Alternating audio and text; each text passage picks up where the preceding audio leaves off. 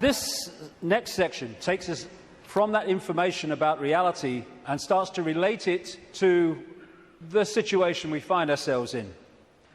There are 20 years between these two photographs, and in that time, really amazing things have happened.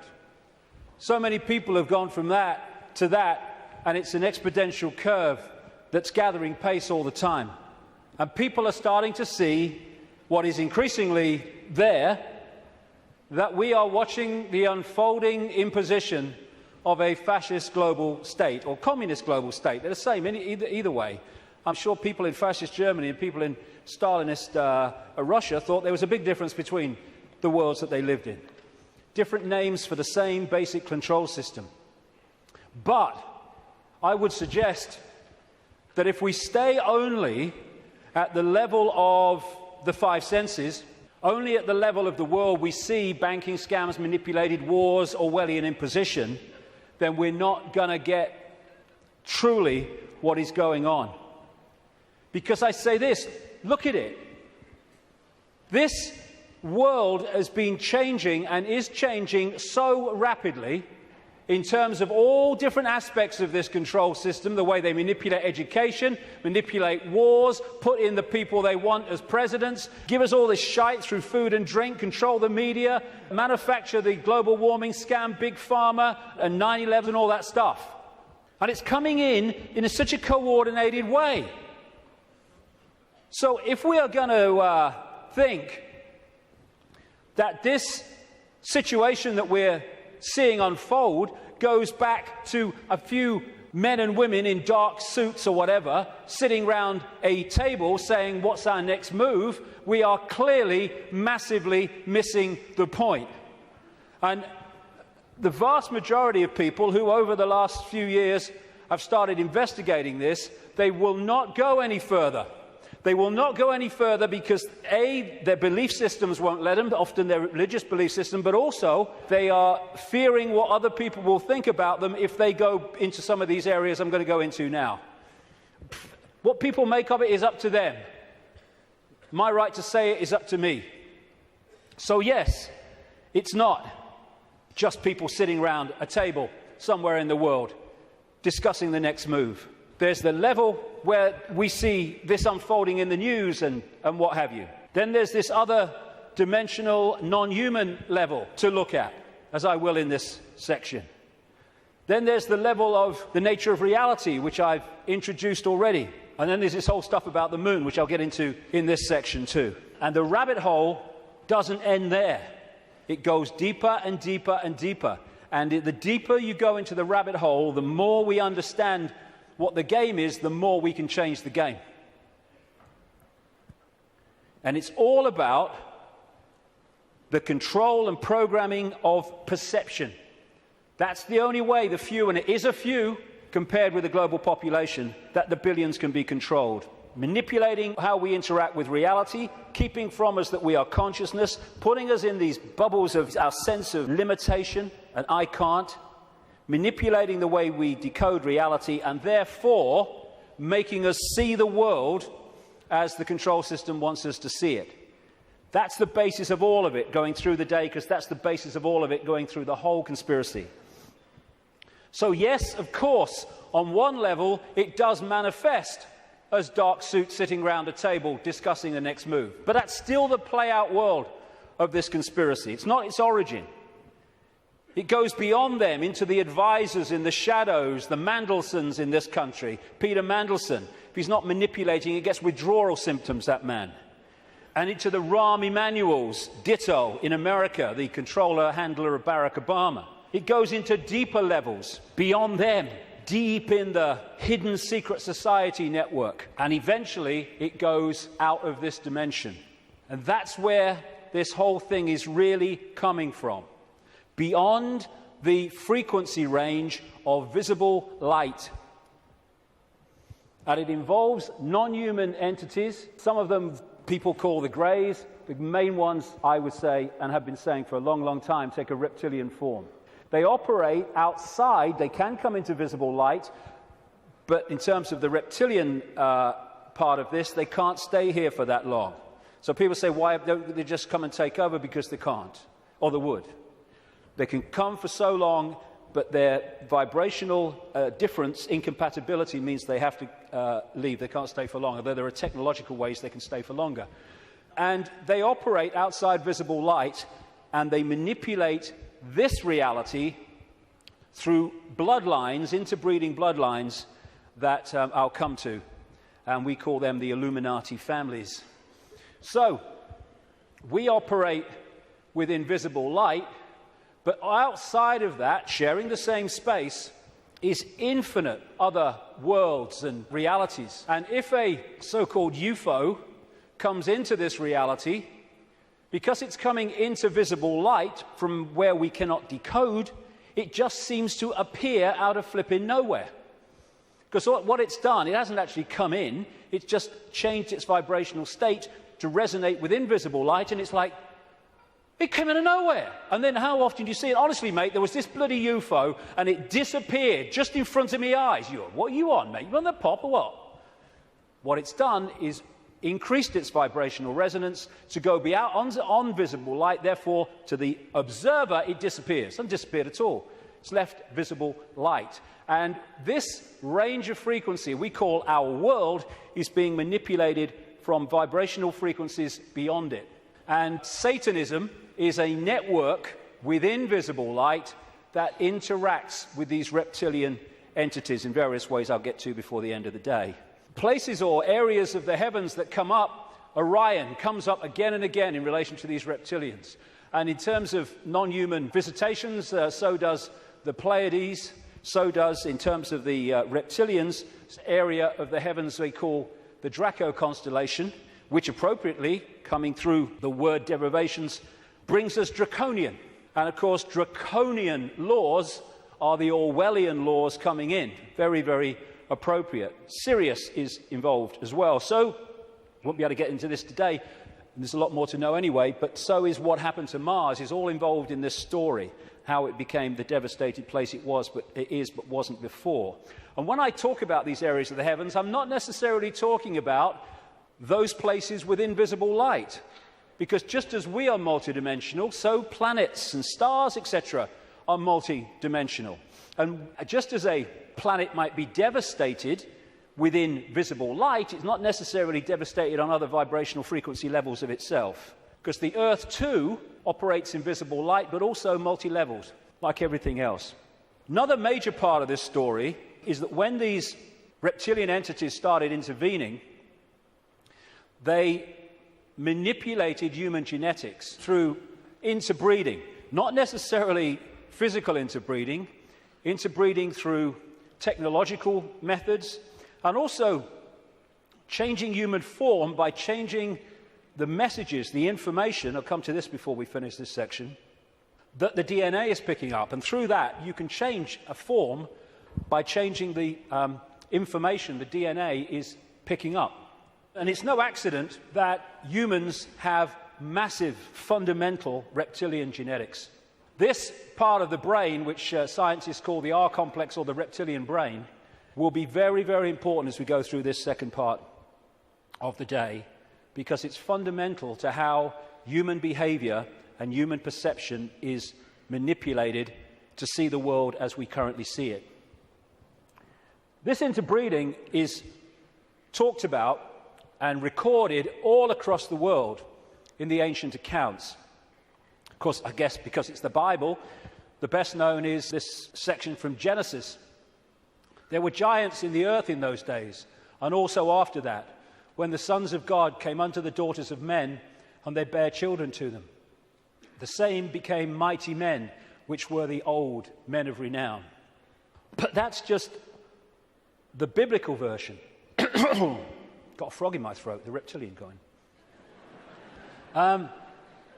All across the ancient world, you see similar stories and accounts of this interbreeding.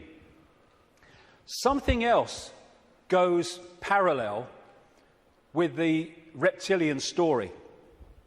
Again, not just in the Bible with the Garden of Eden and all that stuff, which of course the serpent was dominant, but across the ancient accounts. And that is the connection between the reptilian intervention and what we call the fall of man. And again, this is universal. And these themes will come together again and again as we go through this next part. The ancient accounts, again, we're talking that part of the Yuga cycle, which they call the Golden Age, talk about the fact that there was a time when humans were so unbelievably different to how we are today. They were connected to higher levels of consciousness. They were in this world, but they were certainly not of it. They were capable of incredible feats, and they lived what we would call impossible lengths of time in terms of age.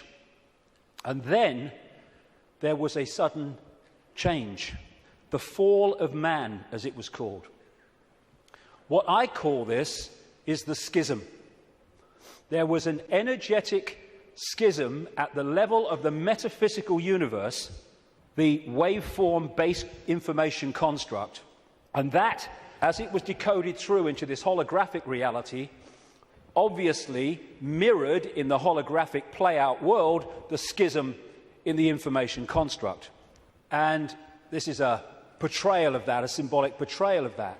Anything that happens here gets decoded through to there, and this is where the schism happened. It was like a distortion in the information. Thanks, mate. Cheers. You put the gin in, right? It was a distortion in the base information construct, and I'll be coming to how that happened. There were many consequences for this, and one of them was there wasn't just a schism in the energetic level of the world itself. There was a schism was passed through into human personalities. We became distorted also from the magnificence and harmony that we were before.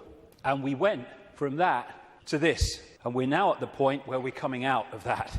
And there was also genetic manipulation to stop us accessing ranges of frequency that we did before. This is a major reason, not the only reason, but it is a major reason why scientists call 95% of human DNA junk DNA, because they don't know what it does. This is the reason, not the only reason, but a major reason why we only use a fraction of our brain's capacity. This is why billions of cells in that bridge, the corpus callosum, don't seem to be doing anything. They've been switched off. We've been put into a state that disconnects us and therefore makes us controllable, makes us farmable. So you've got this reptilian group, and the ones involved appear to be relatively small in number, tiny compared with the global population, and this is why they're terrified of being exposed. That's a constant theme, all the way through it, wherever you look. And they've imprisoned humanity, or sought to, in this tiny frequency range of perception called visible light. Another key aspect to this is that they created hybrid bloodlines specifically to be the middle men and women. They became known in the ancient world as the demigods, the people, the children of the gods, part human, part god, as these serpent gods were perceived. And they were to be, like I say, the middlemen and women operating in visible light for the outside visible light control system. And it's appropriate that the caduceus and the symbol of the medical profession is the DNA, in effect, portrayed as two snakes. Because to these reptilian geneticists who were far ahead of where we are in the public arena in terms of genetics and understanding, the DNA is a software program. And so they manipulate it for their own means. And this is crucial to understand the world that we live in. One seriously important aspect to this DNA, this hybrid DNA I'm talking about, is that it has eliminated what we call empathy. The ability to decode the emotion of empathy. Empathy is the fail-safe mechanism of all behavior. If I can empathize with the consequences for others of my actions, that limits and balances my actions. If I have no empathy because I cannot empathize, then there are no limits. There is nothing that won't do. 3,000 dead on 9/11, who cares? Who cares? That's what we're dealing with. And this is vital to get across. If we look at this information on the basis of thinking, I wouldn't do that, so they wouldn't do it, then we're going to miss the plot completely. Because that's not like that. No, you wouldn't do it. They would, and have no emotional comeback whatsoever. The reason for the interbreeding, the hybrid, is vibrational compatibility. These hybrids have a greater infusion of reptilian DNA than the general population, although we have a lot. And therefore, the resonance is sympathetic to the resonance of these entities operating just outside visible light. And through this resonant connection, like two radio stations talking to each other, the possessing entity outside of visible light can control the thoughts, actions, perceptions of the intermediary, the demigod. And of course, the theme of possession is as old as history, right up to the present day. We look at these people. All these pictures are by Neil Haig, by the way. Anything that looks like this. Great, great, great friend of mine, great artist. And this image symbolizes the fact that he looks at him with invisible light and he sees George Bush. Nothing else. What people don't see, because it's outside the frequency range of their decoding system, is there are entities around these people who are actually controlling these people's thoughts, actions, etc. A number of psychics have said to me around the world how they've seen people walking along the street or wherever, and then they've seen like an ethereal reptilian entity locking into these bottom two chakra points, the emotional level, one of them is, and floating around with them. And this is a kind of a good analogy. You know when there's scientists in a laboratory and they're trying to work with something that they can't touch because it's too dangerous, what they're working with will be in a tank, and they'll put gloves on, which allows them to be outside the tank, but to manipulate inside the tank. Well, that is a very good symbol of what I'm talking about. These Illuminati bloodlines, these hybrid bloodlines, operate like those gloves, operating inside this reality. And Neil symbolizes these Illuminati families with invisible light as this bearded man. Whenever you see him as we go along, that is symbolic of the Illuminati families controlled beyond human sight by these reptilian entities.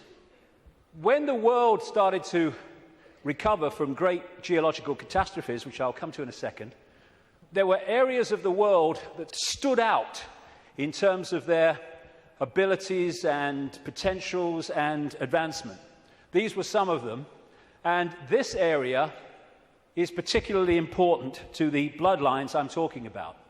The area that was once called Sumer, thousands of years BC, and became Babylon. This is why Babylon comes up in the writings of these people so often. And it's Mesopotamia, the land between two rivers. They didn't invade Iraq just for oil or just for anything. They didn't invade it for one thing, but multiple things. But one reason they're so obsessed with Iraq is because to these bloodlines in control of the world today, this is a very significant, almost religious piece of land, of historical importance to them. As Sumer and Babylon broke up, these bloodlines started going walkabout. They became the royal families of the world. And what do royal families claim? The right to rule because of the divine right to rule. The Chinese emperors used to claim the right to be emperor because of their genetic connection to the serpent gods. And this is a theme all across the world between the serpent gods and royalty. They became the aristocracy and the royal families, claiming the right to rule because of their DNA. Just down the bloody road from here, we have a head of state in Britain to this day who is only head of state because of her DNA. Head of state because of her DNA. I actually made a complaint, nothing happened to it, but I made a complaint to the Race Relations Commission, or whatever they call it. They said, if you see racism, report it. So I reported the royal family. I thought, well, I mean, you would.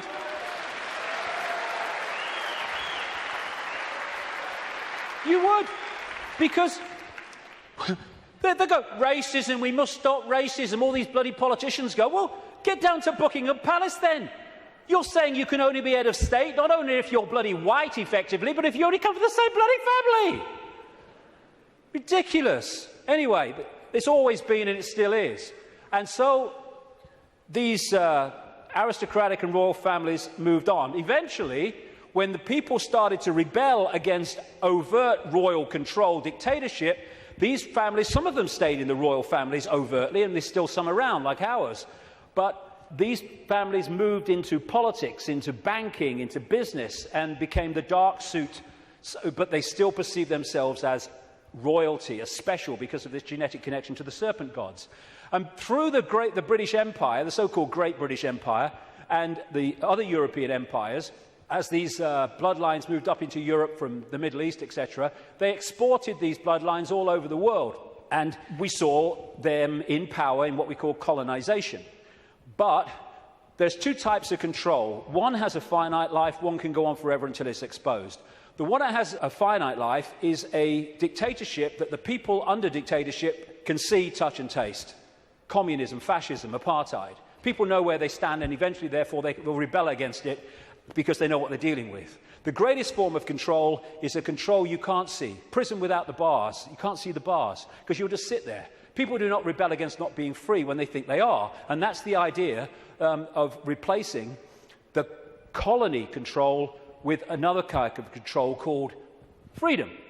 So what happened is, as these colonies, like the United States as it became, etc., and all the others around the world, as they were given independence, what was left out in those countries were the bloodline, under different names, the secret society network that manipulates the bloodline agenda, and those countries have gone on being controlled ever since. But because they have the ability to have a vote every 4 or 5 years, they don't realize they live in a tyranny. And that's how it works, the prison without the bars. And until it's exposed, it'll go on forever. And so these kind of people, especially the Rothschilds, they are major, major players in this. They are the middlemen for the manipulation of this reality from these entities mostly outside of this reality. And what they've created is like a global transnational corporation. What you have with a corporation is you have a headquarters somewhere in the world, and then in each country you have subsidiary companies of that headquarters, that central point. And all the subsidiaries in the world carry out the policy of the central point. Well, what these Illuminati hybrid family networks have done is create exactly the same, but instead of companies, they are secret society networks. So you've got the center of the web in Europe, for historical reasons, at operational level anyway, people at places like London, not the British government, the secret society centre in London. In Rome is another one, the Roman Church, Rome, and other points in Europe. And then in each country, you have families from the network in those countries whose job it is to run the networks that control that country's business, banking, politics, media, all of it.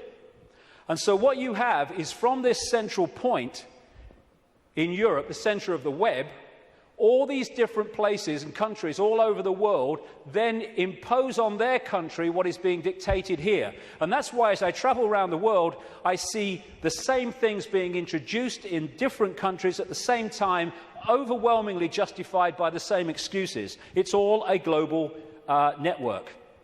It can be symbolized too as a web, like I say, with the Rothschilds real close to the spider, and all these different strands on the web are different secret societies, different semi-secret societies, transnational corporations, and all the rest of it. So when you see all these different names of these corporations that dominate the world in so many ways, and the pharmaceutical cartel and the oil cartel and all the rest of it, the biotech cartel, they're all different names or different masks on the same one face. And so you have this structure where Outside of visible light, you have the reptilian control system, comes down through the Illuminati families, and they control the people in power to push the world in a certain direction. Another way of looking at it here. You see, all these different people, these fight among themselves and all the rest of it, though if it gets out of hand, they get sorted. So these sit on the top of all these different countries. They control these different areas of their societies, and the people are then played off against each other. These buggers don't go to war, they tell these buggers to go to war. And if we stop going to bloody war, game over. But we do. Ridiculous. That's part of becoming conscious.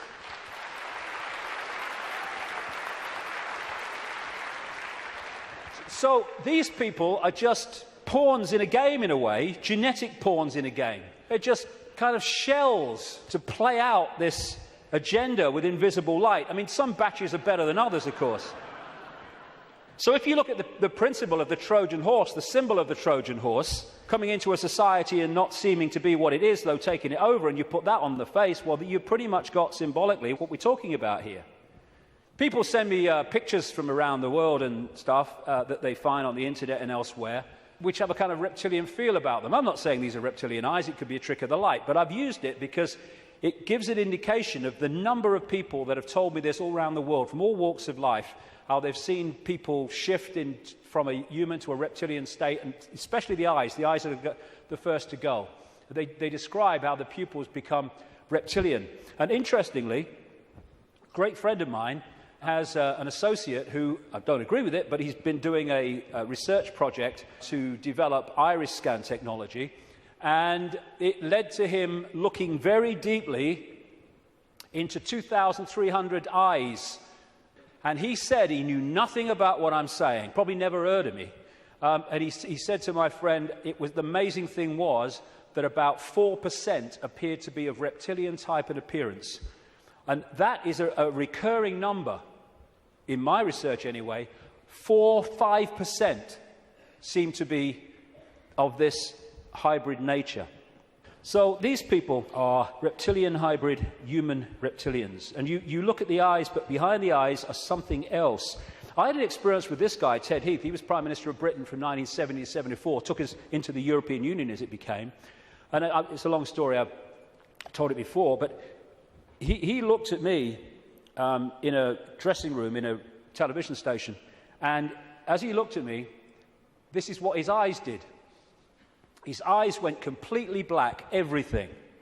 And as I looked into his eyes, it must have been like that for, I don't know, maybe a minute, 2 minutes. And as I looked into his eyes, I said at the time, it was like looking into two black holes, because you couldn't make eye contact because there was no contact. And it was like, as I know now, looking through him into this other dimension where he was really controlled from. This man, Ted Heath, oh, my goodness me. My goodness me, the children that guy has tortured and killed. And I've been saying this since 1998 in print, and he was alive for many, many, many, many years after that. And nothing happened. Why? Because it's true. And so these people are like hiding behind human form. And hey, I rest my case. I rest my case.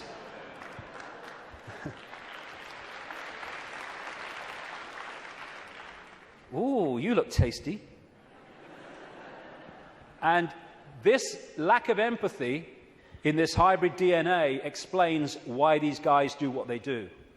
Now, when you open your mind, instead of saying, well, it's not possible, it's ridiculous, when you open your mind and say, okay, I'm not going to just accept this stuff, but I'm going to flow with it and see where it goes, you find that this stuff I'm talking about is absolutely in your face when you bring it from the subliminal to the conscious. The oldest form of religious worship in the world has been taken back 70,000 years to an area of the Kalahari Desert in South Africa, and it is worship of the serpent or worship of the snake. This man, Reverend John Bathurst Dean, wrote a book, very, very good book, 1933, called Worship of the Serpent, in which he studied serpent worship around the world. This was his conclusion. It appears then that no nations were so geographically remote or so religiously discordant, but that one and only one superstitious characteristic was common to all. that the most civilized and the most barbarous bowed down with the same devotion to the same engrossing deity, and that this deity either was or was represented by the same sacred serpent. It appears also that in most, if not all, the civilized countries where this serpent was worshipped, some fable or tradition which involved its history, directly or indirectly, alluded to the fall of man in paradise, in which the serpent was concerned. What follows then, but that the most ancient account respecting the cause and nature of this seduction must be the one from which all the rest are derived, which represent the victorious serpent, victorious over man in a state of innocence and subduing his soul in a state of sin, as he would call it as a reverend, into the most abject veneration and adoration of himself. Like I say, wherever you go, it comes up. You find obvious representations of the serpent gods. These were found in graves of the Ubaid people that preceded Sumer in what we now call Iraq. These were the Nagas, the shape-shifting reptilian people of Asia. The Druids used to worship a serpent god called Hu. If you play that word through, Hu man becomes serpent man, appropriately. The Egyptians used to worship serpent gods and represent their pharaohs as a result of that in this way. You had the cobra coming from the headdress there. You had the cobra head gear itself representing the snake. You had the belly of the cobra. The cobra is a constant common symbol of this serpent race. In Central America, you had Quetzalcoatl, the feathered serpent god, and the Mayan version of it was Kukulkan in places like Chichen Itza. Of course, right across Asia, Japan, China, etc., the very most dominant symbol of that part of the world is the dragon, which comes from this worship of the serpent gods. Folklore is full of serpent stories and what have you. When I first met Credo Mutwa, a long time ago now, he contacted me when I was going around South Africa, this Zulu shaman, the official historian of the Zulu nation, because he'd read in a book called The Biggest Secret that I'd introduced this reptilian stuff for the first time. And he said, Mr. David, how do you know? How do you know about the Chitahuri? And I didn't know about the Chitahuri. Tell me. And he told me the story of African history where the Chitahuri, which translates as children of the serpent or children of the python, had taken over the world in the very same way that other parts of the ancient world described it. This is a painting that he did of one type of this Chitahuri from ancient and modern accounts. And he showed me this called the Necklace of the Mysteries. It says a necklace, it's very, very heavy, copper, and it goes on your shoulders. How he keeps it on his shoulders, I'll never know, it's so heavy. And he uses it as the historian of the Zulu nation, the symbols hanging from it, to tell the story of Africa and the world in general. And pride of place on the front is a non-human entity with a willy in come and get me mode and a human woman. And I said to him, what's all that about? And he said, this is symbolic of the interbreeding of the Chitahuri and humans to create these hybrid bloodlines, these children of the serpent. And then I asked him, oh, by the way, that's copper now, but in the original, and this Necklace of the Mysteries, by the way, is mentioned in accounts 500 years old, and Credo reckons it's about 1,000 years old, and it has a flying saucer on it, very clearly, a flying saucer hanging from it, which the storytelling says that's how the Chitahuri came here. Anyway, this is copper now, but it used to be gold. Someone stole it, and they couldn't afford to put gold back, and that takes us to North Africa and Egypt, and the base story of the Egyptian myths, and that's the golden penis of Osiris, which all relates into this golden bloodline, this special bloodline. And when I said to Credo, why is it not reptilian, he said, because the Chitahuri, and this is a theme I've found all over the place, the Chitahuri said you must not portray us as we really are. Some people did, most people didn't. They had to do it symbolically, so they made it absolutely, obviously not human, but not reptilian for fear of the consequences. And when I was writing the new book, Human Race, Get Off Your Knees, I came across a work in progress, I think it's finished now, by a man called Pierre Sabac, and he was producing a book called The Murder of Reality. And Pierre Sabac spent 7 years nearly pouring through dictionaries. He's crazy about words and derivatives, pouring through dictionaries and what have you, of all these different peoples and different languages and different eras. And he put together the fact that the language, the very language, if you follow the derivatives back from the language we use now and their origins, where the words came from, tell the story of this reptilian serpent god race taking over humanity, and also how they used to symbolize this race for reasons I've just said, not as they really were, but as eagles, as hawks, as owls, as angels. If you take the word angel back to its origin in Sabak's research, you get a word meaning snake or serpent. And so we have the eagle on so many countries' flags and logos, including the United States most famously. You have the owls, invariably with the goddess of Babylon, Semiramis or Ishtar. You have the story of the angels, especially the theme of the fallen angels, representing this reptilian race and interbreeding with humanity. And you have Horus, the son of God of Egypt, the virgin-born son, represented as a hawk, again with the reptilian imagery. This seraphim, one of the hierarchy of angels in Christian and Hebrew Jewish belief, seraphim word means snake or serpent, if you take it back to its origin. You have the flying serpent disc, which is widely used in the ancient world. And another thing that they did was they symbolized the heavens as the upper ocean. We have the ocean that we have, obviously, and then you had the upper ocean, which was the heavens. And so they talked about the gods and the serpent gods coming in their heavenly boats through the upper ocean. And so you have a lot of marine symbolism, which doesn't relate to the sea, it relates to the upper ocean. And it's reading this. These bloodlines were known in the ancient world under different symbols and different codes, like children from heaven and earth, and children of the gods, children of the sky. And another big symbol of these gods, these serpent gods, were the Watchers. They were called the Watchers. This is widely found. And that's why there's an eye, as Credo Mutua confirmed, on that hand, on the necklace of the mysteries. That's the Watchers, that's the serpent gods. And that's why we have the eye on top of the pyramid, the all-seeing eye on the dollar bill, and why that is a massive Illuminati symbol in the secret society network. They are the gods overseeing the pyramid of control.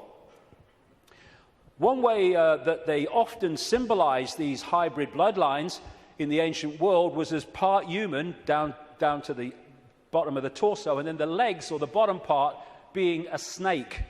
You come across this a great deal when you research this stuff. This is all symbolic of this half-human, half-snake symbolism. Over and over and over again you see it.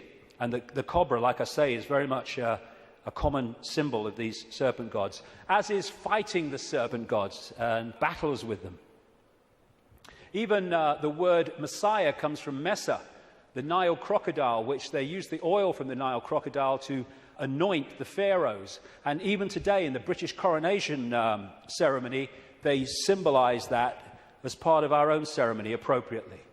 In the Bible, the devil is symbolized or described in reptilian terms. The old serpent called the devil and Satan, who deceiveth the whole world. He was cast out into the earth, and his angels were cast out with him.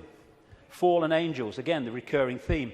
All these folk tales about kissing frogs and turning into princes, and invariably you get reptilian themes, all part of the same story. And people send me images from all over the world as a result of the information I put out. It's amazing how many times you see the symbol of reptile and humans, or part human, part reptile. Or overseeing the gargoyles in the palaces and castles and churches of this elite are symbolic of that. And of course, over the last, 20 years or so, there's been a massive reptilian symbolism in children's stories and children's entertainment. And then recently, you saw this, it's a quick one, this 16th century painting in the National Portrait Gallery of Queen Elizabeth I, they thought she was holding flowers because that's what someone had painted over. But with where what's underneath is coming to light, and this is a representation of it. It was in one of the papers, again, holding the snake, very, very appropriate. And these aristocratic families, which became the hybrids, again used reptilian, dragon, and all these other serpent images on their various coats of arms and what have you. And one of the centres, like I said earlier, is London. Not necessarily London, the Great Conurbation, but the City of London and the temple that runs into the City of London. The City of London, of course, being the great centre of not just British finance, but global finance. And how appropriate that they, too, have the symbol of the flying dragon and the symbol of the Knights Templar Secret Society, a major strand in this web of secret societies, as the very symbol of the City of London. You pass these as you go into the city, of course. Another theme you find with images around the world is of serpents eating humans. And not nice, it isn't, of course, but they do eat humans. When these reptilians come into visible light, they use humans as their food, like humans use animals, cattle, sheep. And then you'll see the recurring theme all over the world. This is in Central America, the Mayan area. This is a painting by Credo Mutwa from South African myths of the serpent gods, the Chitahuri, eating humans. And this is Alfa Romeo. What's it doing there? What's it bloody doing there? Same thing. And in the garden of one of the palaces, or whatever you call them, mansions of Silvio Berlusconi in Italy, the leader and one of the world's most corrupt men, is, again, the same image. And outside of visible light, they feed off human energy, human emotion, especially, only low vibrational emotion, because that's all they can really access. And so they have to keep humans in a state of mental and emotional suppression so that we keep feeding out this energy, which they then absorb. And that will become relevant in the next section when I get into why paedophilia is so widespread among this elite. Because energy changes with the emotions we give out. When we give out love, it's a certain wavelength. When we give out hate, it's a very different wavelength. And the friend of mine in Japan has become very well known for taking water, name's Mr. Emoto, taking water, putting it in a container, and then he'll put words of love or hate or whatever on the side of it, because when you write a word, that word may seem in the decoded realm as a word you can see and read, but in the vibrational realm, it represents a vibration. If you could see the vibration of writing the word hate to writing the word love, it would be dramatic. In fact, you're looking at it. Because what happens is, after he's put the word on the side of the water, he then freezes the water really, really fast. I've seen his laboratory where he does it. And then he photographs the crystals. This is the crystal from a water that had love and appreciation written on it. This is the crystal that had hate written on the side of the water. And he's done whole books about this stuff with all these pictures in it. And this is the energy that these entities absorb when they're outside of visible light, which is most of the time. And therefore, they have to keep us in a state that keeps producing that. All this vampire stuff, because they drink human blood with invisible light because it carries the human genetic code and allows them to hold their vibrational compatibility with this reality for longer before they have to get the hell out of it. That's why they drink so much blood. And then there's this thing about shape-shifting, where, I've had a lot of, laughter and ridicule, so what's bloody new about this? And people say, well, you can't go from a solid body to a solid body and back again. And I'm saying, do you know? I agree with you. Of course you can't. But that's not what's happening, because there is no solid body. It's all happening as a decoding system. There is no solidity. So what shape-shifting is you have a situation like this, and the front dominating from our perception of observation energy field is the human one. So we look at George Bush or somebody, and we see a human. But sometimes, especially at times of high emotion, this shift can happen where the reptilian field comes forward. And as it does so, becomes the dominant one, often briefly, the observer now starts decoding that. And then it shifts back, and you start decoding this. And To the observer, decoding that shift, creating the holographic reality in their head, which is where everything happens, to their observation, someone's gone from a human to a reptilian and then back to human again. It's not, of course, shifting solidity. She's a hologram like we're all holograms, and they can shift. This is where shape-shifting happens, what we call physical shape-shifting, illusory, in our heads. So the road to tyranny began when these reptilians arrived. Before that, like I say, the world was very different. The golden age, the time when humans were just extraordinary before the suppression. And then came this energetic schism, this distortion in the information construct, which got played out into the holographic world as, on one level, as massive geological events, with volcanoes and storms and what have you, and of course symbolized by Noah and the Great Flood, though there have been many of these, not just one. And Noah is simply a biblical version of much, much older stories that tell exactly the same story of how the earth turned over, how there was a massive flood, tidal waves, what we call today tsunamis, how there were great geological catastrophes and upheavals, and basically the world was, certainly the society that went before, was destroyed. It was a blank sheet of paper. And in this distortion, humans lost the power of the connection they had to higher levels of awareness. And this happened. We went from being part of the field, knowingly so, and to being taken over and suppressed by this reptilian race.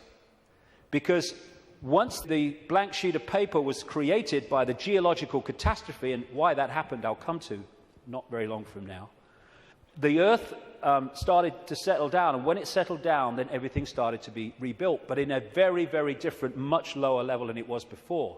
And there was the genetic manipulation too. And in China, unlike most other countries, you can't access vast tracts of the internet because the computer system has been firewalled off to stop Chinese people accessing that area of the internet that the authorities don't want them to see. What happened as a part of this intervention, I kind of mentioned it a little earlier, is that human genetics were manipulated to do exactly the same to us, to firewall off us from the level of reality that we could access before.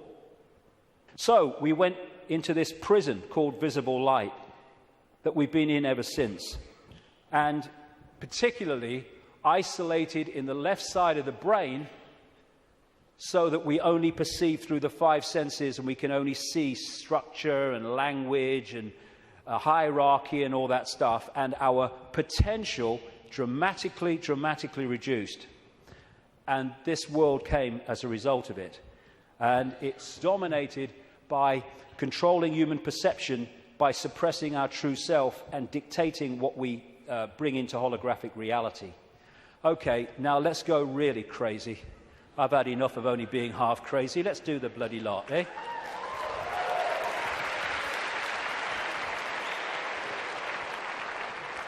What I want to say before I go into this is this.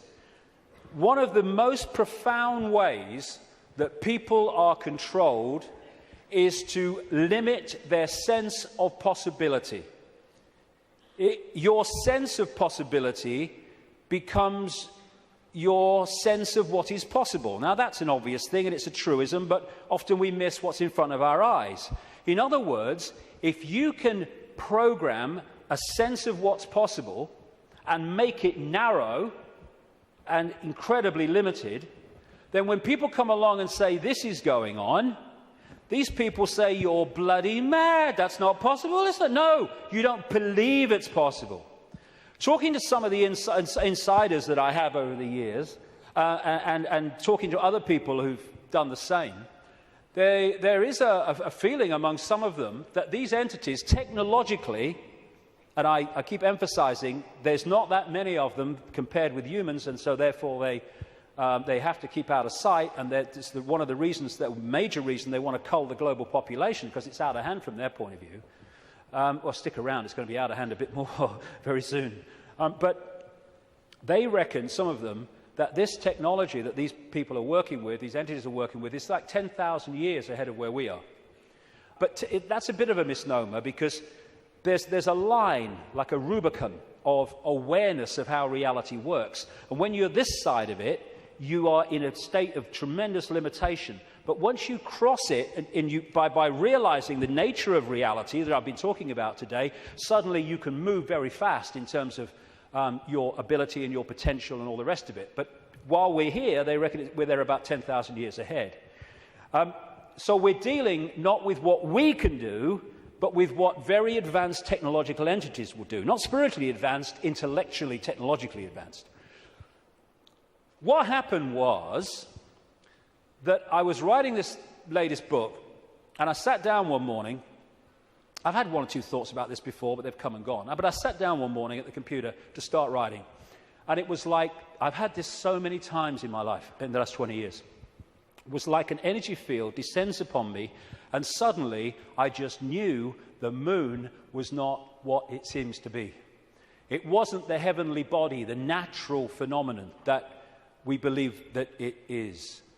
And from that moment, information started to come to me in the five-sense world, pointing to exactly that.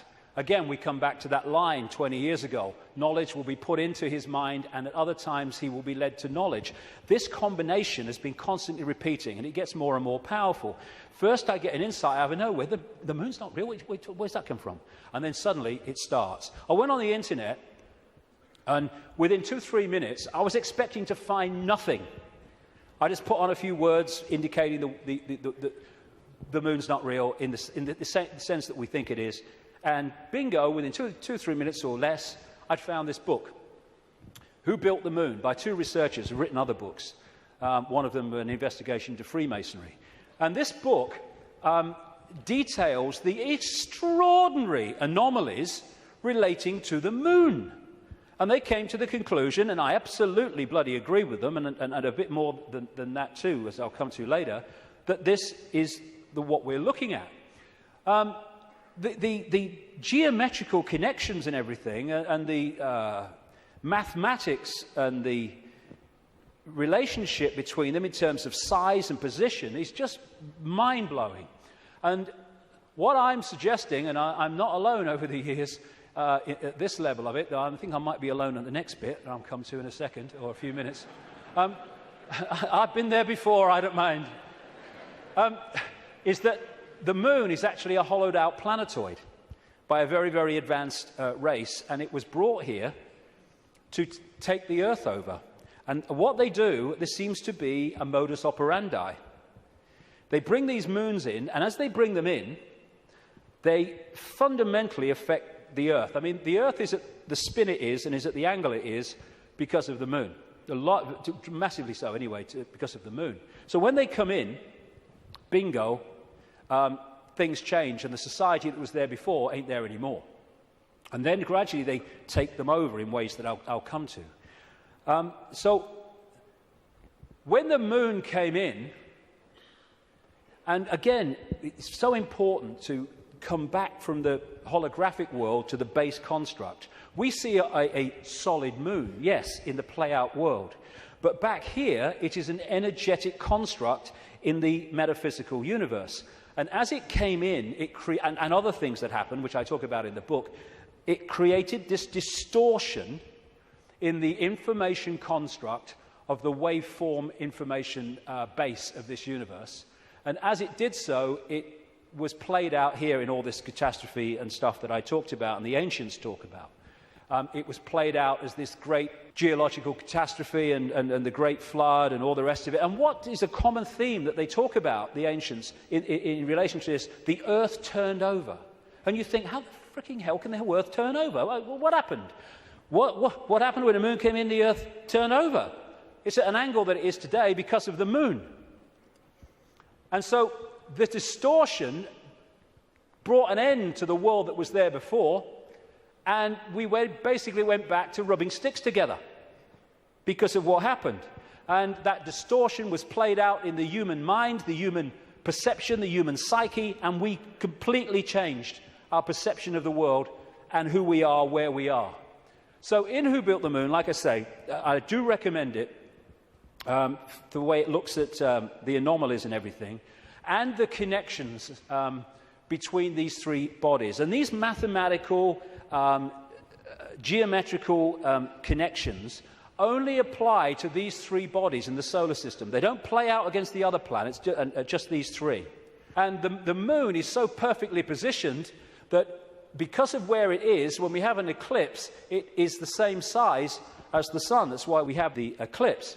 And the authors of Who Built the Moon say this: the moon is bigger than it should be, apparently older than it should be, and much lighter in mass than it should be. It occupies an unlikely orbit and is so extraordinary that all existing explanations for its presence are fraught with difficulties, and none of them could be considered remotely watertight. When you go on and you say, where'd the moon come from, you get this story. And like so much in what we call science, that people take it as fact, it's actually a theory which repeated becomes fact. But then you go back and you find that it's a theory. And the first one is the moon was created by what's known as the whack theory, or the big whack theory. And that is that a Mars-type planet came in, smacked the Earth, great chunk came off, and became the moon. When the physics of that didn't work out, they came up with the double whack theory, where the Mars-type planet hit the Earth, bit comes off or whatever, and then the Mars-type planet thinks, well, I'll give him one with the right, I'll give you one with the left, comes back and whacks it again, the old 1-2. Talk about bloody desperate. And the truth is, and honest scientists will tell you, they have no bloody clue where the moon come from, and it shouldn't, by physics, be there. This guy, Isaac Asimov, a Russian professor of biochemistry, did a lot of writing on this sort of stuff, and he said this, quite rightly: we cannot help but come to the conclusion that the moon by rights ought not to be there. The fact that it is one of those strokes of luck almost too good to accept. Small planets such as Earth with weak gravitational fields might well lack satellites. In general, then, when a planet does have satellites, those satellites are much smaller than the planet itself. Therefore, even if the Earth has a satellite, there would be every reason to suspect that at best it would be a tiny world, perhaps 30 miles in diameter. But that is not so. Earth not only has a satellite, but it is a giant satellite, 2,160 miles in diameter. How is it then that that tiny Earth has one? Amazing. Some scientists don't even talk about a planet-satellite relationship, but a planet-planet relationship. The moon's bigger than Pluto. The best explanation for the moon is observational error. The moon doesn't exist, that scientist said. Another one from NASA: it seems easier to explain the non-existence of the moon than its existence. And then we get the hollow moon. This is what I'm saying, and others have said, is that it's a hollowed-out planetoid. In November 1969, the moon was hit by a lunar module to the equivalent of 1 ton of TNT. The shock waves built up, and NASA scientists said the moon rang like a bell. Maurice Ewing, a co-director of the seismic experiment, told the news conference, "As for the meaning of it, I'd rather not make an interpretation right now, but it is as though someone had struck a bell, say in the belfry of a church, a single blow, and found that the reverberation from it continued for 30 minutes. It got a bigger smack eventually, which I'll come to. Frank Press from the Massachusetts Institute of Technology, MIT, said that for a rather small impact to produce an effect that lasted for 30 minutes was quite beyond the range of our experience. This is a guy called Gordon MacDonald. He said in the early 1960s, it would seem that the moon is more like a hollow than a homogeneous sphere. And this guy from MIT said the lunar orbiter experiments had vastly improved knowledge of the moon's gravitational field and indicated the frightening possibility that the moon might be hollow. Now we'll come to this bigger whack. A launch vehicle struck the moon with the equivalent of 11 tons of TNT, and NASA scientists said the moon reacted like a gong and continued to vibrate for 3 hours and 20 minutes to a depth of up to 25 miles. Ken Johnson, a supervisor of the Data and Photo Control Department during the Apollo missions, told Who Built the Moon author Alan Butler that the moon not only rang like a bell, but the whole moon wobbled in such a precise way that it was almost as though it had gigantic hydraulic damper struts inside it. These two Russian scientists from the Soviet Academy of Scientists wrote an article in 1970 in Sputnik magazine in Russia, headed, "Is the Moon the Creation of an Alien Intelligence?" And all these years later, it indicates to the fact that they were right. What they point out, and others point out, is the outer surface of the Moon is extremely hard and contains minerals like titanium. Moon rocks have been found to contain processed metals, including brass and mica, and the elements uranium-236 and neptunium-237 that have never been found to occur naturally. Uranium-236 is a long-lived radioactive nuclear waste and is found in spent nuclear fuel and reprocessed uranium. Neptunium-237 is a radioactive metallic element and a byproduct of nuclear reactors and the production of plutonium. Some lunar rocks have been found to contain 10 times more titanium than titanium-rich rocks on Earth. Titanium is used in supersonic jets, deep-diving submarines, and spacecraft.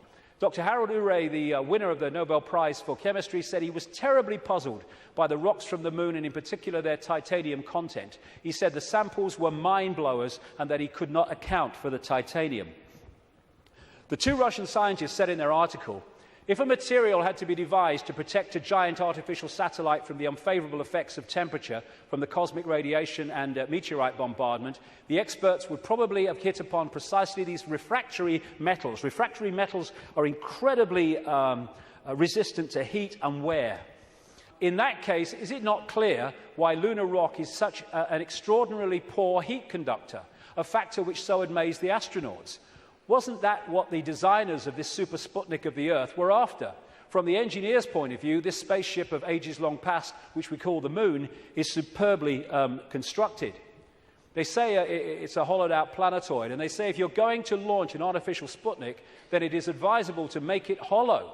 At the same time, it would be naive to imagine that anyone capable of such a tremendous space project would be satisfied simply with some kind of giant empty trunk hurled into a near-Earth trajectory. It is more likely that what we have here is a very ancient spaceship, the interior of which was filled with fuel for the engines and materials and appliances for repair work, navigation instruments, observation equipment, and all manner of machinery. In other words, everything necessary to enable this caravel of the universe to serve as a Noah's Ark, appropriate, of intelligence, perhaps even as the home of a whole civilization, envisaging a prolonged thousands of millions of years existence and long wanderings through space, thousands of millions of miles.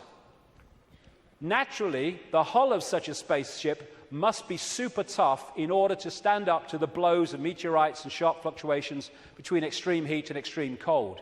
Probably the shell is a double-layered affair. The basis is a dark armouring of about 20 miles in thickness, and outside of it some kind of more loosely packed covering, a thinner layer averaging about 3 miles. In certain areas where the lunar seas and craters are, the upper layer is quite thin, in some cases non-existent.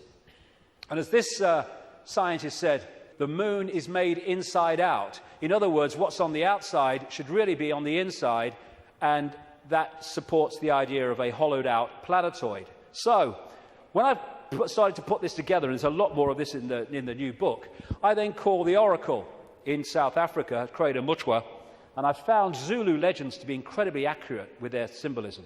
And this is the thing, symbolism. You get these anthropologists and people, they go around and they look at these shamans and these ancient stories, and they take the blooming things literally.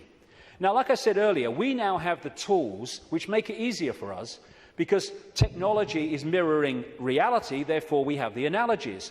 When these ancient stories were put together, they didn't have that. They had to try to get their point across in simple ways that people of that time could relate to. So they used symbolism. So when I read around Crater Mutwa, I didn't tell him anything that I'd put together or come across or thought. I just said to him, can you tell me any Zulu legends about the Moon? And he said, yes, we consider the Moon to be an egg. Now, when you take that literally, you say, the Moon's an egg, the anthropologists, the primitive people you know. But no, they symbolize it as an egg for a reason. And this is what he said.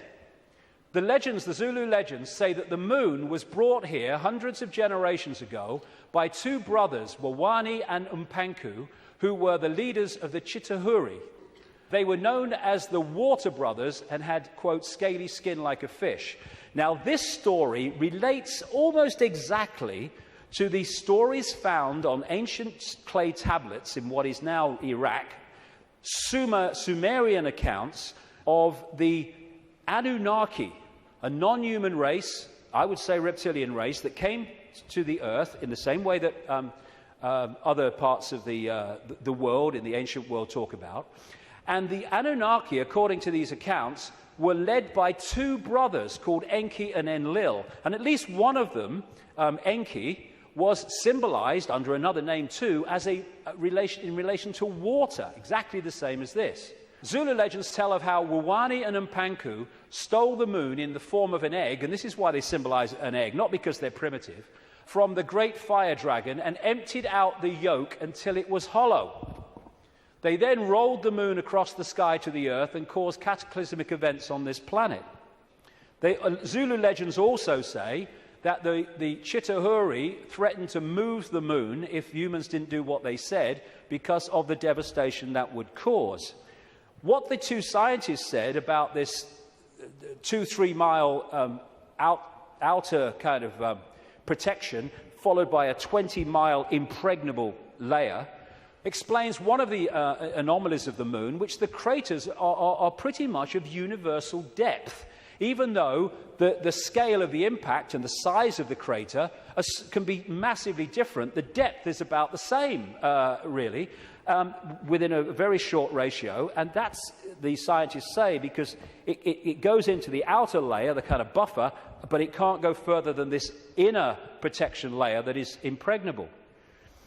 This guy, Don Wilson, wrote a book in the 70s called Our Mysterious Spaceship Moon. And these are some of the anomalies that he lists, and there are others that can be explained by what we're talking about. Why the moon is a freak world, too big and too far out to be a natural satellite of Earth. Why the moon has such shallow craters. Why some moon rocks are older than Earth and as old, at least, as the solar system. Why the moon seems inside out.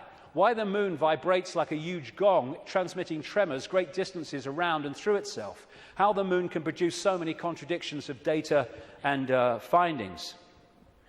And I think it was in 2001, there was a series of people who spoke at the National Press Club in Washington who were insiders of government projects and space projects, etc., who came out to give evidence on things that they saw and were covered up and have never come to light. And one of them was this man, Sergeant Carl Wolfe. He was a precision electronics photographic equipment engineer based at the Langley Air Force Base in Virginia. That's the CIA Air Force Base. One of the planes in 9/11 flew out of that and never got there, weren't meant to.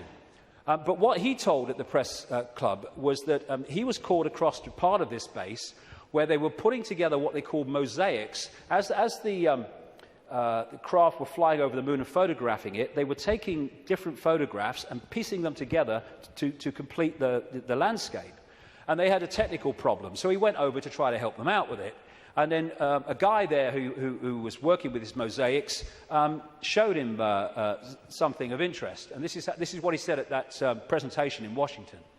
Then he pulled out one of these mosaics and showed this base, which had geometrical shapes that were towers. They were spherical buildings, they were tall towers and things that looked somewhat like radar dishes, but they were large structures. If I compare it to what I have seen now, because I do have photographs that have artifacts in them that are similar to what I saw, they're massive. And this is a thing, you think about the moon, massive. This is a thing that comes up. The structures and technology and, if you like, spaceships that these people work with, some of them are absolutely enormous, beyond our comprehension, because they've crossed that Rubicon of understanding how reality works and therefore what possibility is. Some of these structures are half a mile in size. They're huge structures. Some of the buildings seem to have very reflective surfaces on them. A couple of structures that I saw reminded me of cooling towers at power generating plants. They had that sort of shape. Some of them were just very, very straight and tall with a flat top. Some of them were round. Some of them looked like Quonset huts and with a dome, a kind of like a greenhouse. The particular shot that I saw, there were several clustered together over the landscape, a fairly large landscape. And other people at that press club presentation talked about how NASA systematically smudged out or removed any non-natural artifacts that they showed on the surface of the moon. And this documentary called Moon Rising, you can watch it on YouTube, I think, looked at photographs taken by something called the Clementine mission in 1994, I think it was, which took 1.8 million photographs, digital photographs of the moon. And you see the way that some things on the landscape were just blocked out. I mean, what's behind this? There's loads of these things which they've blocked them out. And then there's this, which has been smudged out. If you take it from another angle, there it is. What the heck is that? One of the kind of astounding things in this documentary is that they said they took this picture to a photographic expert who's worked with NASA, and he estimated that this was 10 times the size of Los Angeles. Because you're dealing with phenomenal understanding of how to create this technology because of the understanding of reality. And whatever it is, it certainly doesn't seem to be natural. You've got all these other things kind of smudged out, and you can only see even the smudging in close-up. And what I came across when I was putting this together is the Death Star in Star Wars. Now, George Lucas, as I've been saying in my books for years, is a massive insider in a galaxy far, far away. I don't think so. I don't think so. This is much closer to home. And, of course, in the Star Wars movies, the Death Star it looks very much, of course, like the moon, and it was constructed to move in on planets and take them over in the same bloody way that I'm talking about in relation to the moon, and there's more to know too. In many ways, this is so symbolic of what we're looking at here, and that's no accident with George Lucas involved. And interestingly, this is Mimas, a genuine moon of Saturn, and there's the Death Star. I found that quite interesting when you put them together. Anyway, there was also talk, and more recently there's been further talk in the last few weeks, that one of the moons of Mars, Phobos, is a hollowed-out asteroid. This guy said a long time ago, in '63, chief of applied mathematics at NASA, that Phobos might be a colossal base orbiting Mars, and like I say, that's come back into the debate that it could be. And again, one of the Star Trek episodes was about a hollowed-out planetoid that became, in effect, a spacecraft, a world, and inside it. And so much of this science fiction that puts this stuff in our face as fiction ain't fiction at all. They're getting it from fact. So, like I say, there's not just incredible synchronicity in mathematics and size and position between these three bodies, but as the authors of Who Built the Moon point out, there's great synchronicity between things like Stonehenge and other megalithic structures and these three bodies, particularly the moon. And one of the things they point out is that the measurement, which a guy called Alexander Thom came up with, an engineer who studied all these sites in Britain and Europe, like Stonehenge, called the megalithic yard, which is a kind of a certain length. And he said that all these major, especially Stonehenge and things like that, broke down into these megalithic yard mathematics. And what the authors of this book are saying is that the moon breaks down to the same mathematics, which is what they say. This all seemed very odd. The megalithic structures that were built across Western Europe were frequently used to observe the movements of the sun and the moon. But how could the unit of measure upon which these structures were based be so beautifully integer to the circumference of these bodies as well as the Earth? Well, maybe because those that built Stonehenge and these megalithic structures in the ancient world, some of which we'd struggle to build now, were also those controlling the moon. And okay, this could be controversial, but, you know, I've been known to be. I think that these structures were put there to suppress the Earth's energy grid for reasons I'll come to in a moment, because we are interacting with this energy field all the time. And how do you control all the fish at once? You control the sea they're swimming in. And the way to control humanity and suppress humanity is to suppress the energy field and the energy and information available in that field that we can access. And these fantastic structures were not done by humans alone, let's say that. Now this is where I am probably alone for the moment. I don't think I will be forever, but there you go. When I was, I do this more in detail in the book, but I'm trying to connect dots here. What I came across when I was putting all this together, again, was something I've termed the moon matrix. The first section today is absolutely crucial to understanding how this can work. The moon matrix is a broadcast frequency coming from the moon, which has, in effect, hacked in to the human body computer and to the virtual reality universe in general, and has created a sub-reality within the wider virtual reality.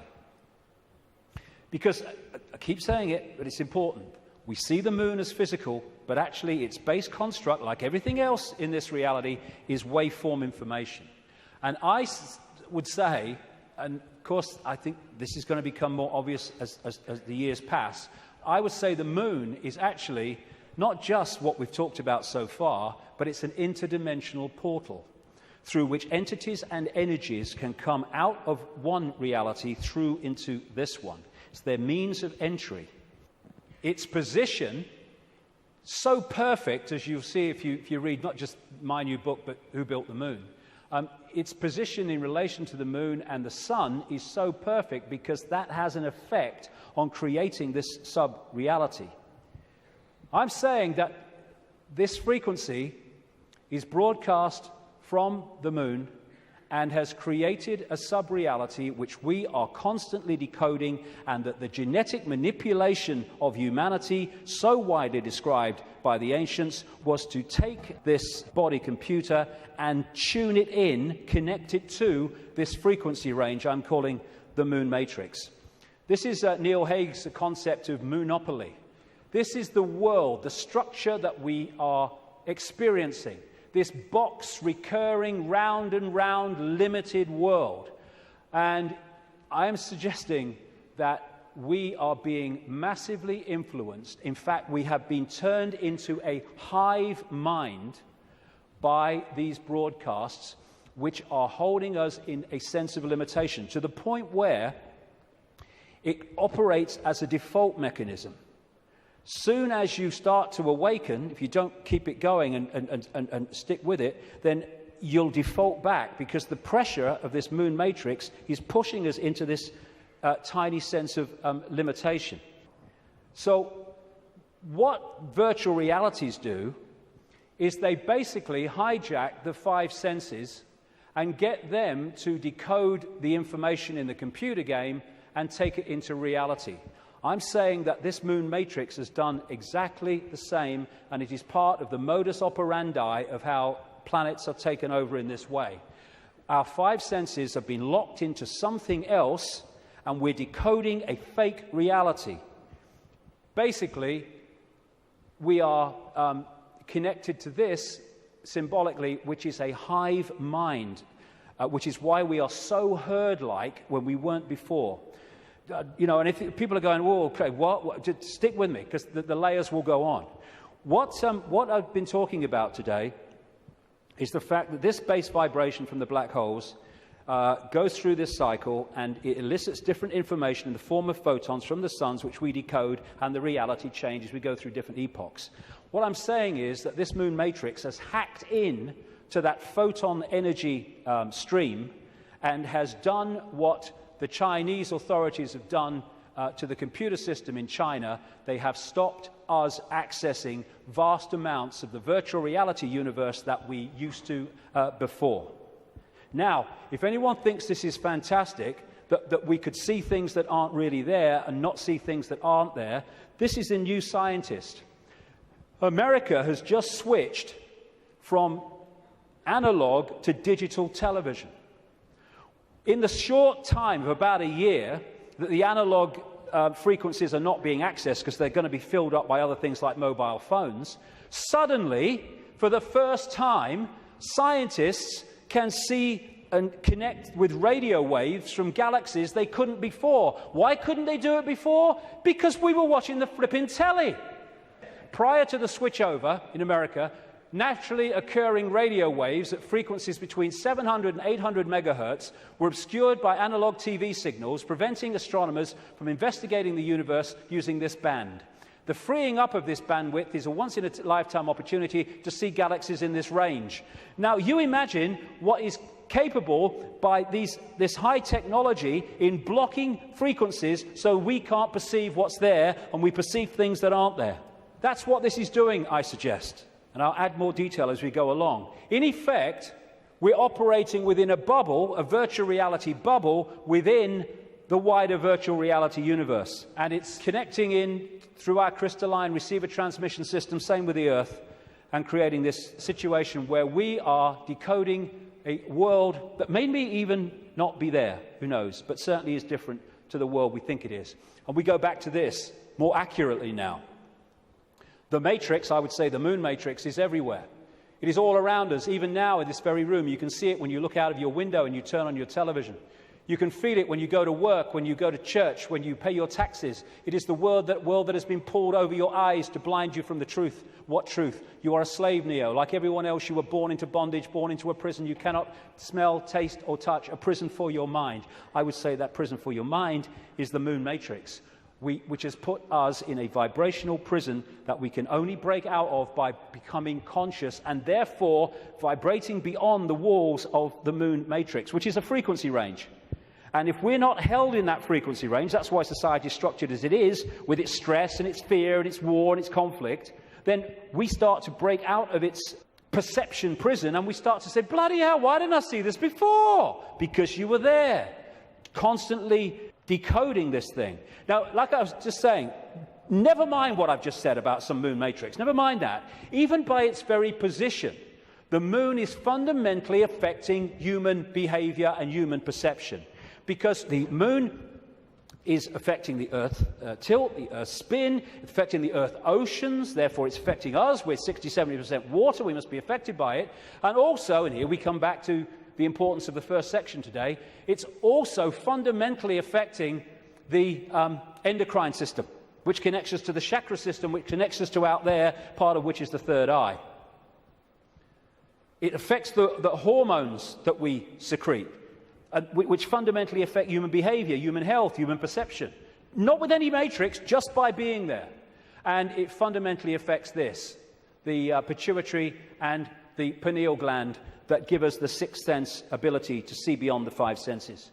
And what it has done, it has shut down, in so many people, on purpose, the third eye, which in our previous pre-domination mode, we used to perceive vast areas of reality beyond which we can now. Moonth comes from moon. The moon, of course, as it goes around, fundamentally affects our perception of time. We have moonths because of the moon. It's a monarchy. It's a hybrid monarchy. And one of the major ways they control us, seems to be a modus operandi again, is money, controlled by the Rothschilds. Now, I saw a film, some years ago, called They Live. It was a B-movie, and it was not just produced and directed. He wrote the music, every bloody thing, by a guy called John Carpenter. You follow John Carpenter's movie-making history, and you will see that he bloody knows a great deal. He'll say he doesn't, he bloody knows a great deal. He does movies and horrors and Satanism and all this stuff, and he did this movie called They Live, and I thought it was very symbolically accurate when I first saw it, but now it's unbelievably accurate. For those who haven't seen it, you go on YouTube, put John Carpenter They Live in, you can see it in sections still today. The story was this. It was set in the future, but the future was about now, because it was a few years ago now. There was a massive economic depression, and this guy comes along with his tools on his back. He's walking around America trying to find a job in the building industry. He gets a short-term one at this building site. At the end of the day, one of the other builders said, do you have anywhere to stay? Because there's a massive economic depression. People are living in tent cities and corrugated iron makeshift villages on wasteland. Exactly what's happening in America now, incidentally. And he's now having nowhere to stay. So anyway, he goes back with him to stay at this corrugated iron tent little village thing on the wasteland. And he starts getting interested because there's things going on across the church, across the way, that seem very strange to him. And the village has mocked up some kind of television in a kind of Heath Robinson way. And when they're watching the television, suddenly it breaks out of the main channel, and there's just a man's face on the screen saying, they're here, they're controlling, you don't know, all that stuff. And then there's a police state raid on this village and on this church, and they bring the bulldozers in and the police and the helicopters, and they destroy the village. And this builder guy gets away, and he comes back, and he goes snooping around the church, and he finds some cardboard boxes. And he grabs one and runs into a back passage behind buildings, and he opens the box wondering what's in it. And there's sunglasses. And he's disappointed. Sunglasses? What are all these sunglasses in a church for? So he thinks, oh, I'll have one. He puts them in his pocket, throws the others away, walks off into the street. And that's where we pick him up. When he puts these sunglasses on, suddenly the world looks very, very different. It looks like this. He starts to realize that there are people that look human to his naked eye that are anything but human when he puts these sunglasses on. Not only that, where he's seeing adverts with his naked eye, drink Coca-Cola, holiday in Jamaica or whatever, what he can see with the glasses on is subliminal instructions: conform, stay asleep, consume, watch TV, submit, and all the rest of it. All on levels that he can't see. Other people who haven't got the glasses, they're interacting with various people, but he can see are not human. He looks at the president making a speech. He's not human when he looks at him through the glasses. Same with a number of people in law enforcement. Newsreaders were the same.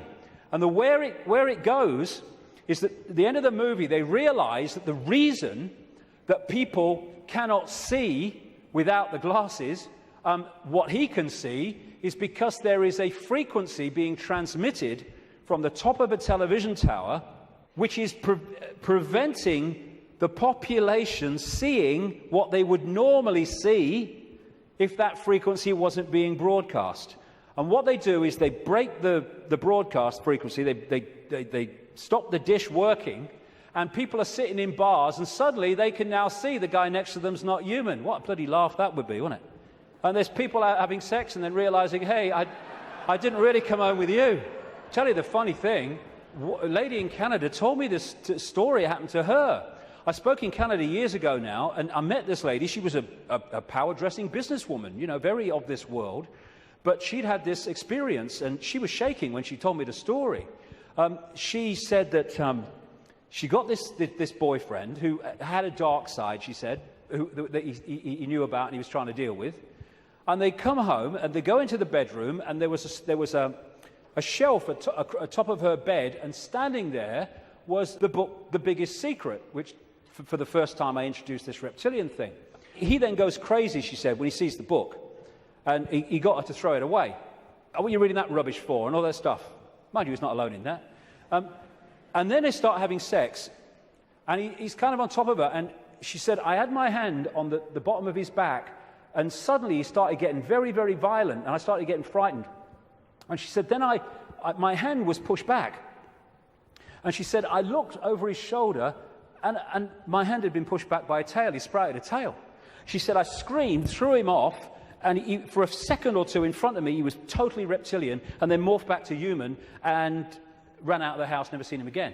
But these bizarre stories that are bizarre to our reality, I've been told all over the world by people from all different walks of life, people in the Swiss banking system and all that stuff, all different kinds of people. So this frequency is that equivalent of that broadcast dish on the top of that TV tower, which was stopping those people in that movie seeing what they would normally see. Now, when we bring this down into the reptilian world, well, it gets interesting, because we live in a society that is an expression of the reptilian brain. This man, Carl Sagan, a cosmologist, very famous, he wrote a book called The Dragons of Eden, in which he was looking at the effect of reptilian genetics on human behavior. And he said you cannot, in effect, understand human behavior without understanding the reptilian aspect of all this. And we come back to what I mentioned earlier. This part of the brain, known as the reptilian brain or the R complex to scientists, is so fundamental to human behavior, as I'll explain in a second. And I'm saying that this genetic manipulation that the ancients talk about all over the world by the serpent gods locked us in to the moon matrix through the reptilian brain because it connects into the hive mind of the reptilian species in the moon. And this, like I say, fundamentally expresses itself as the world that we live in. And I'll come to that more in a second. Now, in the 60s, around that time, there's a guy called Carlos Castaneda who wrote books based on the teachings of a Central American shaman source called Don Juan Matus. Some people say Don Juan didn't exist. Some people say he did. Whatever, the words that were put into his mouth are just absolutely extraordinarily accurate.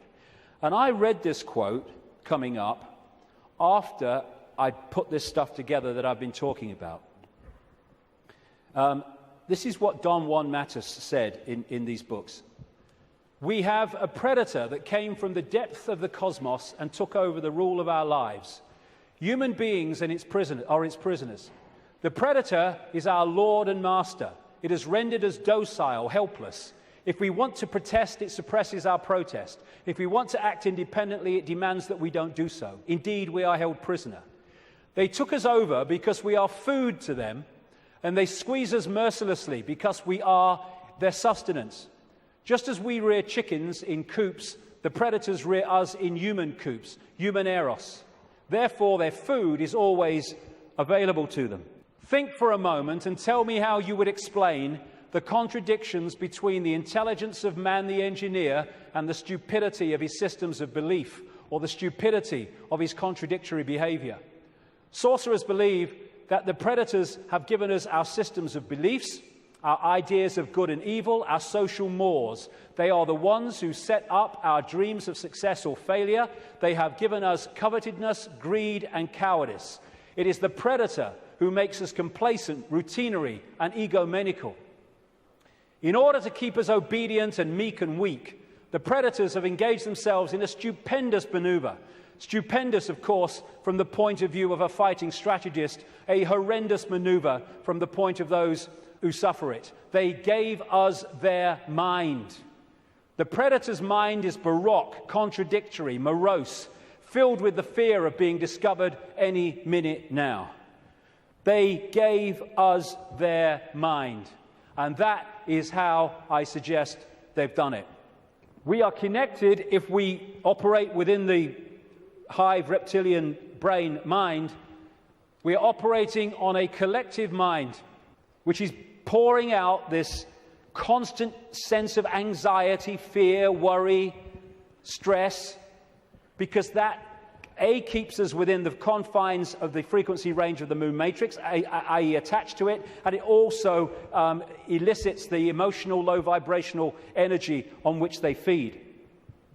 Behind all these pyramids of banking, medicine, religion, business, politics is the reptilian hive mind. It connects into all these control systems that run our society. And now let's look at the character traits of the reptilian brain. Is this our society or what? This is mainstream science, by the way. From the reptilian brain, we get primitive and emotional responses, cold-blooded behavior, lack of empathy, if not balanced out by other parts of the brain, and territoriality. This is mine. Get out. A desire to control, an obsession with hierarchical structures of power.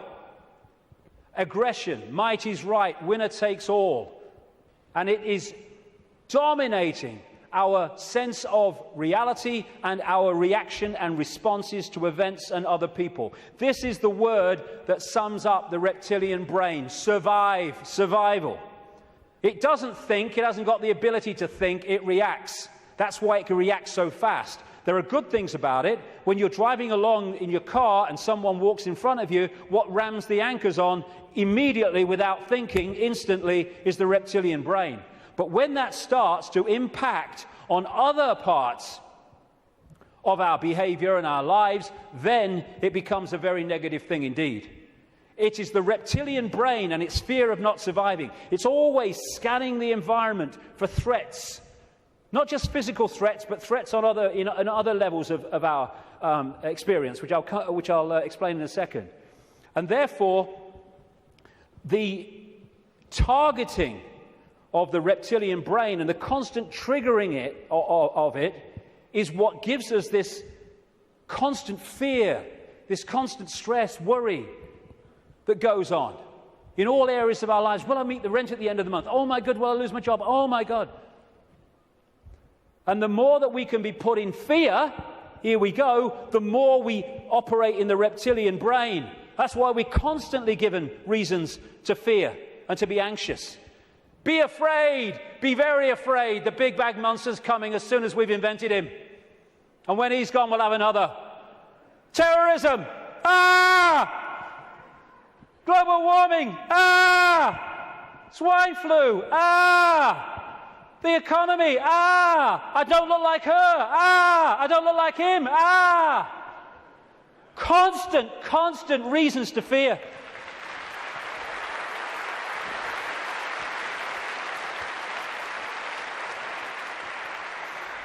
Locking us into the control system. And it's not just physical survival. It's survival of status, of power, of reputation, superiority, intellectual preeminence. Acquiescence to a hierarchy and authority is another aspect of the reptilian brain. I know my place. And you know, when you put information out that challenges the status quo view of scientists and academics, they react vehemently. Why? Because the reptilian brain's kicked in. Survival of their reputation, survival of their belief system. When you put out information that challenges people's religious beliefs, not you're saying you're wrong and all that stuff, you're just saying here's some information, which if it's true, that can't be right. They vehemently attack you. Why? Because the reptilian brain's kicked in, because the belief system is in danger of not surviving. Fear of money. Money is fundamentally reptilian brain. Two polarities of it. One, fear of not surviving, fear of not having enough to pay the rent, to eat. And on the other hand, you can get so locked into the reptilian brain, and this is what the hybrid bloodlines do, that you equate survival with far more than is necessary to survive. So you get people, especially in these bloodline networks, who have got more money than they could spend in 100 lifetimes, but they get up with the sun every morning to go and earn bloody more. It's an obsession, it's an addiction, and it's connected to the reptilian brain, which fundamentally drives our perception of reality. Don Juan Matus again. I know that even now, though you never have suffered hunger, you have food anxiety, which is none other than the anxiety of the predator who fears that at any moment now its maneuver is going to be uncovered and food is going to be denied. Through the mind, which after all is their mind, the predators inject into the lives of human beings whatever is convenient for them, and they ensure in this manner a degree of security to act as a buffer against this fear. Sorcerers of ancient Mexico reasoned, here we go, that man must have been a complete being at one point, with stupendous insights, feats of awareness that are mythological legends nowadays. And then everything seems to disappear, and we now have a sedated man. What I'm saying is, what we have against us is not a simple predator. It is very smart and organized. It follows a methodical system to render us useless. Modus operandi, done it many times. Man, the magical being that he is destined to be, he's no longer magical. He is an average piece of meat. There are no more dreams for man, but the dreams of an animal who is being raised to be a piece of meat, trite, conventional, imbecilic. This is what becoming conscious brings us out of. Control of perception is the bottom line of this conspiracy. You know, I'm all for exposing 9/11s and banking scams and engineered wars, but this is the bottom line, and if we miss it, then we're going round in circles and we'll get nowhere. Interestingly, the Zulu legends say that before the moon came, they used to worship the sun as female, and then everything changed. This change from perceiving the sun as female to worshipping it as male made possible the creation of warlike kings that took what they wanted by force. Everything changed when the perception of the sun changed. And the perception of the sun changed when the moon matrix kicked in and changed our perception of everything. And in so many ways, this Avatar movie, I'm not saying Cameron symbolized it like this, I'm saying what it symbolized to me. The blue people, who were in total harmony with everything else, I'm saying to me, are symbolic of humans as we were before the Predator came. And then the American troops with their high technology, let's kill people, we want these resources, so let's just go and get them and destroy everything to do so. They symbolize to me this reptilian intervention. And they even have, in the Avatar movie, of course, the concept of the possession of the blue people so that they could infiltrate their society while outwardly looking like they do and not being known to be who they are.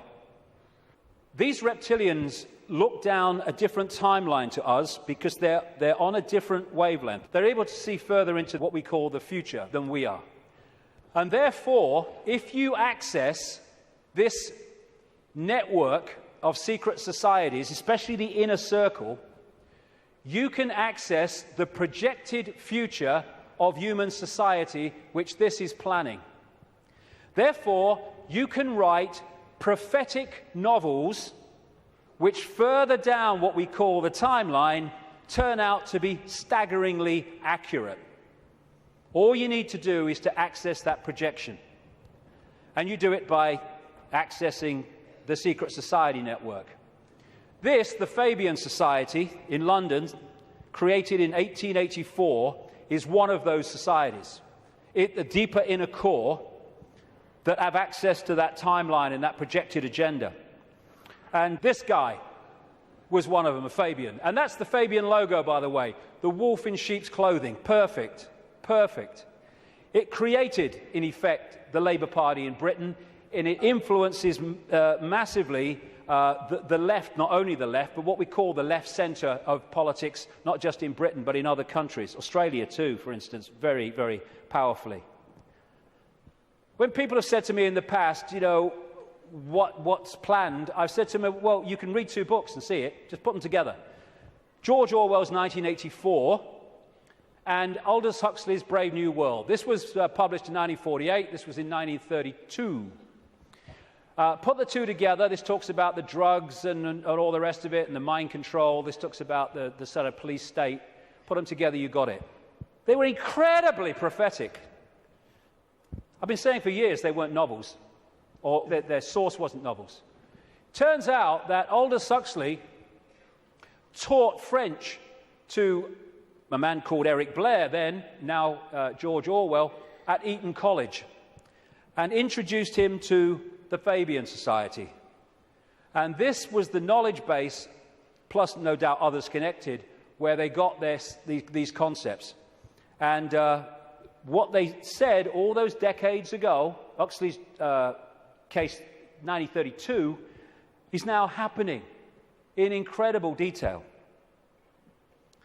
And it seems that Orwell rebelled against what he heard and wrote 1984 to try to expose it. And some researchers suggest, they may well be right, that he called it 1984 when it was set kind of about now, because 1984 was the 100th anniversary of the creation of the Fabian Society. We've reached a point where these entities and their hybrid bloodlines, the Illuminati bloodlines, they think the takeover of humanity is almost complete. And when you look at it, it may seem to be that that's the case. They think the game is over. It's gone so far. They must be bloody joking. These people...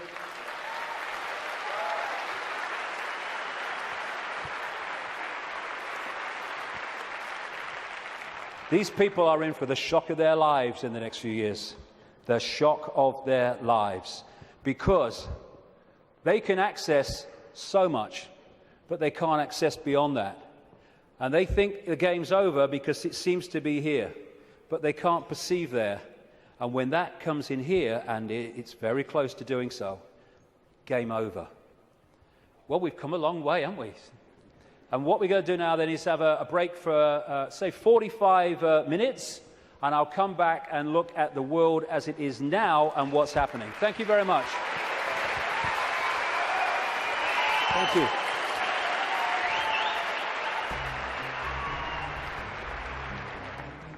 Very good so far, yeah. The reason I'm here basically is to find out exactly what's going on in the world and find out exactly what the hidden conspiracy there is that's going on today, basically. It's not just David Icke that's saying this stuff about the moon. There's Alex Collier, the Andromedan contactee, who says that the moon was towed here from Ursa Minor, which is near the Alpha Draconis star system, by the reptilians. I don't think he's necessarily said anything that I haven't known already, but he's very eloquent, and he's put it together in such a beautiful package that it just makes it very easy for anyone to understand. I just like the way David puts things across, you know, he's not afraid, he's got no fear in him whatsoever, doesn't give one iota about what people think, and I think we can all learn from that, definitely.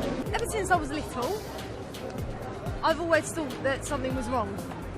The way that society, because I believe that reality and the system that we live in are two completely different things. I've found it very difficult to concentrate in school because I was always told what to believe. It was very structured, and whenever I used to ask why, nobody could ever give me an answer. And it seems that David Icke seems to give those answers and opens up your perception to new possibilities. Some concepts of it I can agree with, definitely with the controlling aspect of it, because there's got, like, when you look at the controlling thing, there's got to be a way how they're really keeping us controlled. So I would say with that aspect of it, yeah, I do agree with it. I have read and I have seen many videos, and I think he's great because there is a lot of truth in everything he says, and there will be a lot of changes from now on. I admire what he's doing. I think he's got a lot of courage to step out and enlighten a lot of people about what's going on in the world that the majority of us don't really understand or know about. So he's, I'll give him a thumbs up, really.